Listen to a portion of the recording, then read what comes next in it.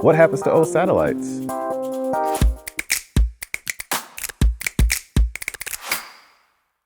Typically, satellites, if they run out of fuel or something happens to it where it's just not working, it is essentially orbiting around the Earth dead. So what happens eventually is gravity will continuously pull on it and bring it down. If that satellite, upon re-entering into the atmosphere, does not burn up, sometimes you'll find pieces of that structure on one of our large continents or in the ocean. We don't want that to happen. So if a spacecraft ran out of fuel or has a bad part, it'd be great if we could fix it.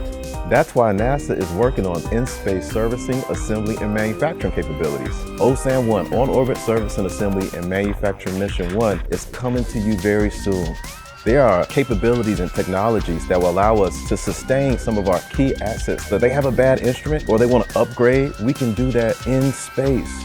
Essentially, that is going to help NASA explore and create missions that are going to improve our capabilities from the moon, Mars, and beyond. So what happens to old satellites? Well, currently, they either burn up upon re-entry or they remain in space dead. But all that's going to change with OSAM-1. It's going to be the game changer that is going to help them become sustainable and upgradable for the future.